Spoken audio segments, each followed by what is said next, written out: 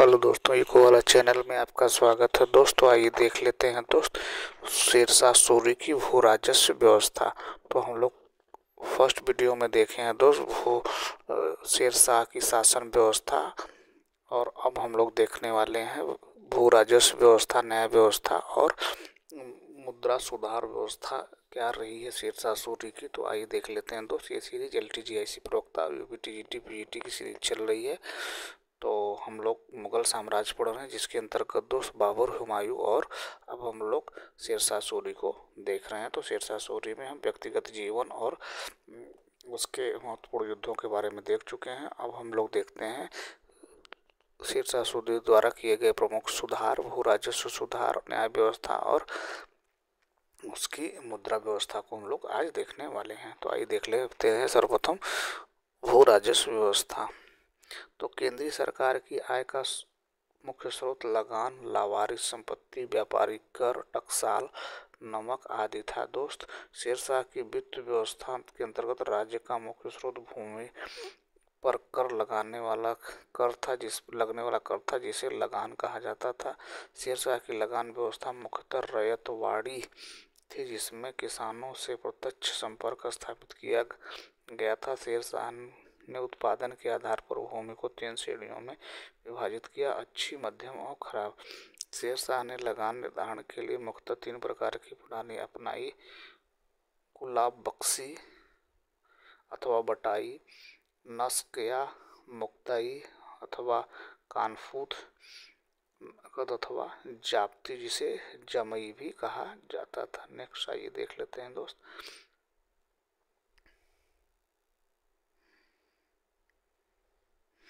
शेरशाह ने भूमि कर निर्धारण के लिए राई फसलदारों की सूची को लागू करवाया। शेरशाह भूमि की किस्म एवं फसलों के आधार पर उत्पादन का औसत निकलवाया और उसके बाद उत्पादन का 1/3 भाग कर के रूप में वसूल किया जाता था। शेरशाह द्वारा प्रचलित तीनों प्रणालियों में जाप्ती या जमई, इसे मापन पद्धति भी कहा जाता था, व्यवस्था किसानों में अधिक प्रिय थी, जबकि उन्हें तीनों में से किसी भी प्रणाली को अपनाने की छूट थी। शेरशाह द्वारा प्रचलित रैयतवाड़ी लगान व्यवस्था मुल्तान छोड़कर राज्य के सभी भागों में लागू थी। तो दोस्त मुल्तान में शेरशाह ने राजस्व निर्धारण और संग्रह के लिए पहले से चली आ रही बटाई हिस्सेदारी प्रथा को ही चलने दिया और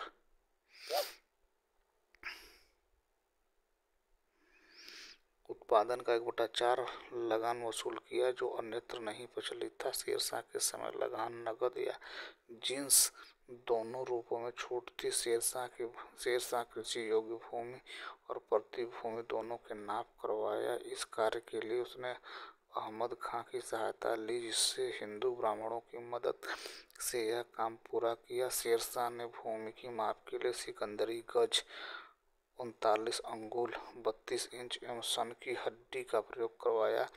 शेरशाह ने संपूर्ण राज्य के उत्पादन का 1/3 भाग कर के रूप में लिया, जबकि मुल्तान से उपज का 1/4 हिस्सा लगान के रूप में वसूला जाता था। मापन के लिए जरीब की शुरुआत शेरशाह ने की। मालगुजारी लगान के अतिरिक्त किसानों को जरीबाना, संरक्षण शुल्क एवं महासिलाना कर, संग्रह शुल्क नामक कर भी देने पड़ते थे, जो क्रमशः भू राजस्व का 2.5% से 5% होता था। किसानों को सरकार की ओर से पट्टे दिए जाते थे, जिससे उनको वर्ष में निश्चित कर लगा देना पड़ता था। किसान कबूलियत पत्र या पट्टे को स्वीकार करता था। शेरशाह सूरी ने अपने आम लेख एवं सिक्के देवनागरी लिपि में ही लिखवाया। आगे देख लेते हैं दोस्त। आगे न्याय व्यवस्था देख लेते हैं भैया। तो शेरशाह एक न्यायप्रिय शासक था। वह साम्राज्य का सबसे बड़ा न्यायाधीश था। वह प्रत्येक बुधवार की शाम को संज्ञान करने बैठता था। शेरशाह ने सुल्तान उल अदल की उपाधि धारण कर रखी थी। उसकी न्यायप्रियता बहुत निष्पक्षता कठोर थी। उसका कहना था कि न्याय कार्य धार्मिक कार्यों में सर्वश्रेष्ठ था। उसे सभी काफिर या मुसलमान बादशाह स्वीकार करते थे। शेरशाह न्याय के प्रति दृढ़ता के बारे में अब्बास खां सरवानी कहा कि शेरशाह ने राज्य में एक जीर्ण शीर्ण वृद्ध अपने सिर पर स्वर्णाभूषण कठोर टोकरे को लेकर निकल पड़ी, परंतु किसी को चोर को उसके पास पहुंचने की हिम्मत नहीं हुई। शेरशाह काल में लगान संबंधी मुकदमे का निर्णय मुंसिफ परगने तथा मुंसिफान सरकारों में करते थे, जबकि फौजदारी मुकदमे का निर्णय क्रमशः सिकदार और सिकदार या सिकदारान करते थे। काजी असैनिक मुकदमा का निर्णय करते थे। गांव के मुकदमे ग्राम पंचायतों का निर्णय अनिर्णित होते थे। शेरशाह की न्याय व्यवस्था अत्यंत कठोर थी, जिसमें कैद, कोड़े,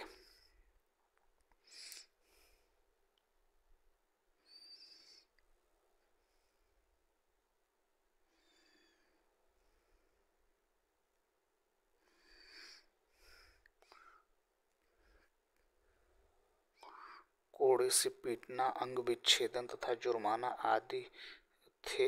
शेरशाह के समय कोई पृथक पुलिस व्यवस्था नहीं थी। साम्राज्य के विभिन्न अधिकारी अपने अपने क्षेत्रों में शांति व्यवस्था स्थापित करते थे। शेरशाह पुलिस व्यवस्था के संदर्भ में स्थानीय उत्तरदायित्व सिद्धांत पर कार्य किया, अर्थात जो अधिकारी जिस क्षेत्र में नियुक्त होता था उस क्षेत्र की शांति व्यवस्था का उत्तरदायित्व उसी में होता था। गांव में कानून व्यवस्था स्थापित करने का काम चौधरी और मुकद्दम नामक स्थानीय मुखिया करते थे।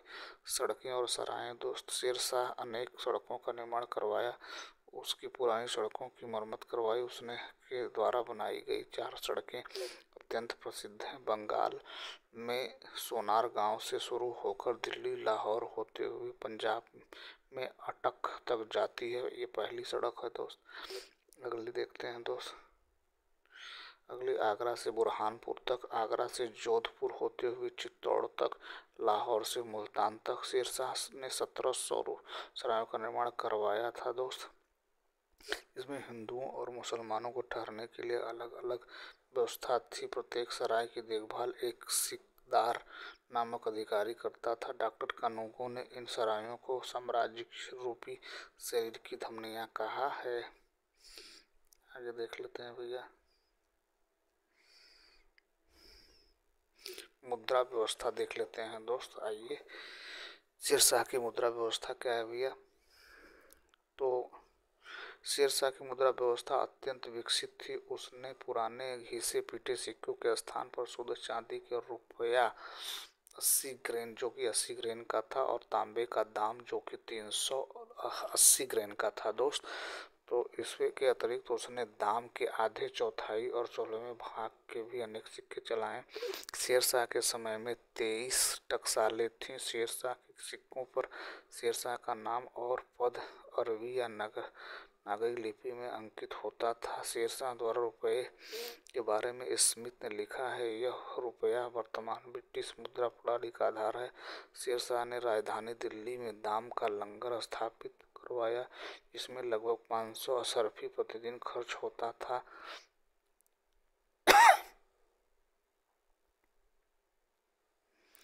शेरशाह अपने राजनीतिक उद्देश्य के लिए कभी कभी धर्म का सहारा लिया। रायसीन के शासक पूरनमल के साथ उसका दुर्व्यवहार एवं जोधपुर के उसके हिंदू मंदिरों को तोड़कर उसके स्थान पर मस्जिद बनवाई। शेरशाह के काल में ही जायसी ने अपने पद्मावत की रचना की। शेरशाह ने सैनिकों को नगद वेतन दिया, यद्यपि सरदारों की जागीरें दी जाती थी। बेईमानी को रोकने के लिए उसने घोड़ों को दागने की प्रथा तथा सैनिकों का हुलिया भी लिखे जाने की प्रथा को अपनाया था। शेरशाह के समय में 16 सैनिक चौकियों का विवरण मिलता है।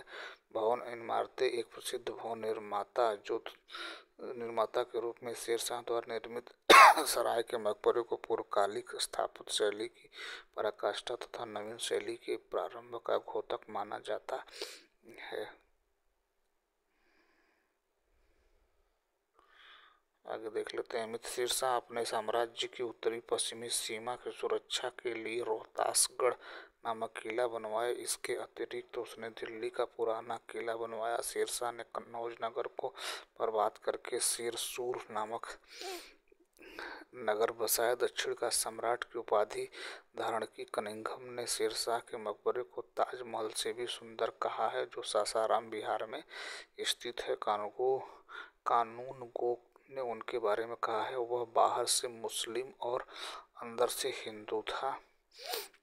अब्बास खान ने शेरशाह की प्रशंसा करते हुए कहा है कि बुद्धिमत्ता और अनुभव में वह दूसरा हैदर था। दोस्त, कानूनगो ने शेरशाह के शासन प्रबंध की बड़ी प्रशंसा की है। तो ये रहा दोस्त शेरशाह से संबंधित उसके शासन व्यवस्था और भूमि सुधार व्यवस्था से संबंधित महत्वपूर्ण टॉपिक। आगे हम लोग कल देखेंगे दोस्त सम्राट अकबर के बारे में। तो ये रहा आज का वीडियो। हमारा प्रयास ठीक लगे तो हमारे चैनल को सब्सक्राइब करें, अपने दोस्तों को शेयर करें। Thank you so much watching this video.